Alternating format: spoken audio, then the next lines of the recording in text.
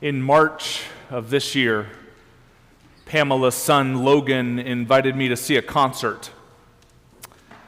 A musician we both love, Charlie Parr, was playing the historic Horseshoe Tavern on Queen West.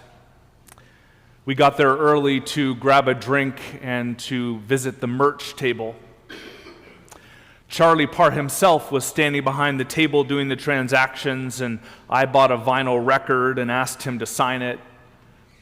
I took the opportunity to tell him what his music had meant to me over the last few years since I'd gotten to know it. Logan bought each of us a small bound notebook with Parr's selected lyrics from 20 years on the road. Parr is a troubadour, known to be on the road upwards of 275 days per year. He plays acoustic and resonator guitar, writes and reworks his own music, and is known as a reinterpreter of traditional folk songs.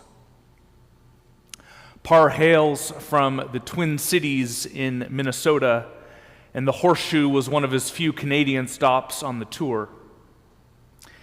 He didn't comment at length upon the current American political situation, but he did open his concert with the following words to the audience gathered there at the Horseshoe. "For what it's worth, I'm sorry." There has never been a more perfect acronym than the one for U.S. Immigration and Customs Enforcement, or ICE. Just in time for Christmas, ICE is ruining the lives of our frigid neighbors to the north of us in Minneapolis-St. Paul, Minnesota. How frozen over must your soul be to carry out this work? To run full speed, as happened this week, at a Somali American who stepped outside of his work for a lunch break, only to find himself handcuffed by a masked man, put in a chokehold and pressed in the snow, and then shoved into a gray SUV. The man was a U.S. citizen. His name was Mubashir. The U.S. president has called the Somali community, quote, garbage, and told them to, quote, go back to where they came from.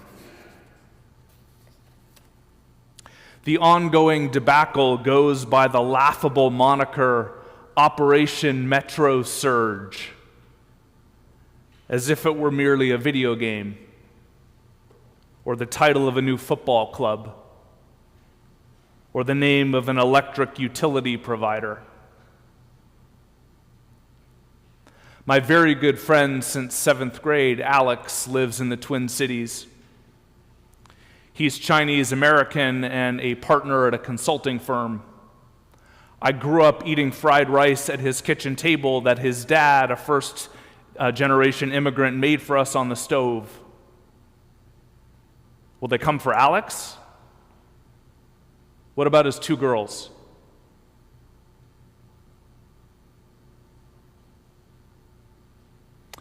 When we meet John the Baptist, he's in jail.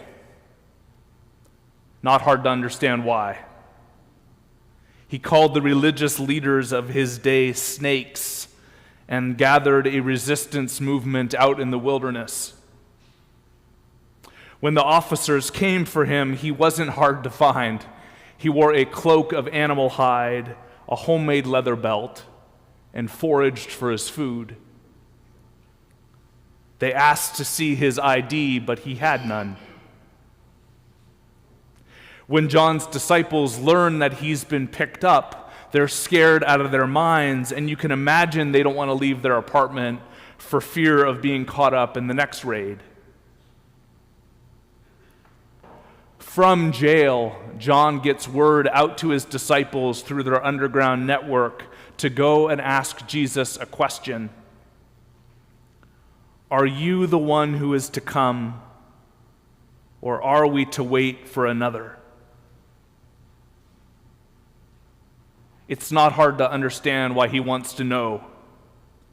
In prison, awaiting deportation or execution, John's got to be wondering, was it all worth it? John knew that his job was to prepare the way, to invite people to repentance, to take ownership for their own role in the screwed up system they were living in, and to refuse to say, I was just following orders. John and his disciples were to live countercultural lives that pointed away from themselves and toward God. Was it all worth it? I can tell you, when your head is down in the middle of that work, it's easy to wonder. To wonder if, in fact, you were pointing people in the right direction or just another distraction. Was it worth working weekends when your friends are off? Were the locusts and wild honey enough to keep your family fed? To endure the scorn of dressing up in a weird outfit and singing songs about a kingdom that can only be seen by faith? Was it worth it giving away all that money? Forgiving when you would have rather held a grudge? Giving someone another chance when it would have been so much easier to just cut them off? Are you the one who's to come, or are we to wait for another?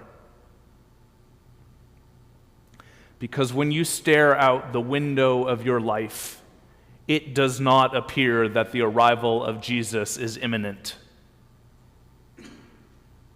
When masked men shove the powerless to the ground, blindfold people and bury them in the back seat of a squad car, beat lame those who try to run away, the masses deaf to what's going on, everywhere bad news being proclaimed to the poor. Where is Jesus anyway?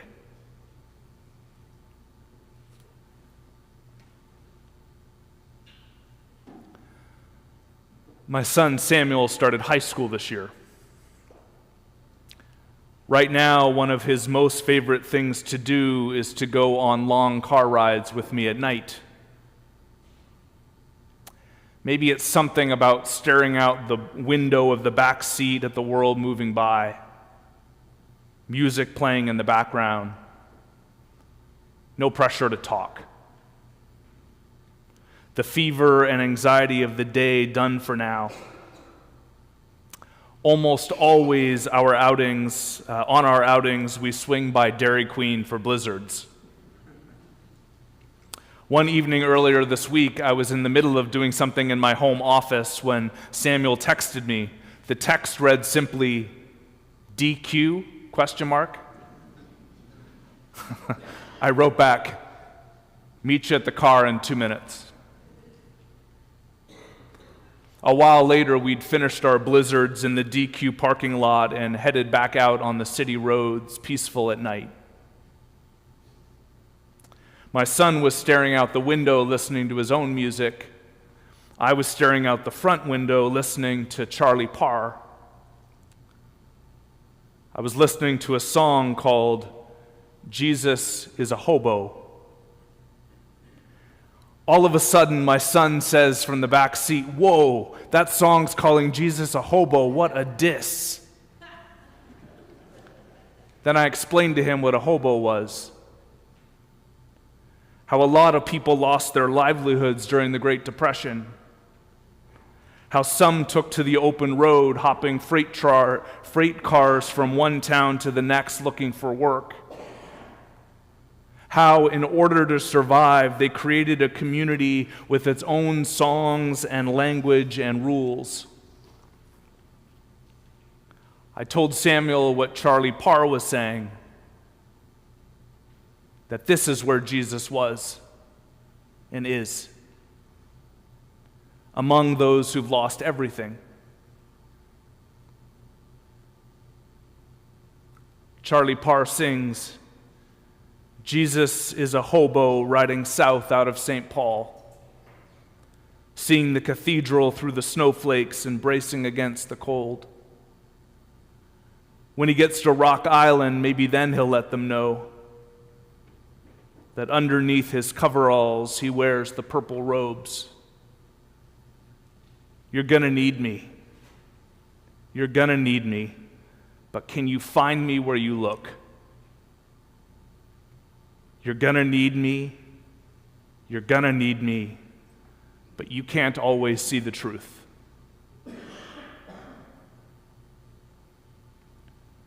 Are you the one who's to come?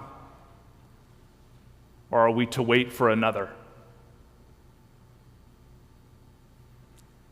Jesus is the one who is to come, the once and future King, in whose presence the self-proclaimed rulers of this world are no kings. And yet he shows up not in soft robes, but in coveralls, not in temples, but among those the kings of this world consider garbage. Go back to where you came from, they tell him. This is where I'm from, he replies. Prove it, they say. He will not. Instead, he entrusts the gospel to you and to me. Go and tell people what you hear and see. The blind receive sight, the lame walk, the deaf hear, the dead are raised, the poor have good news brought to them. And blessed is anyone who takes no offense at me.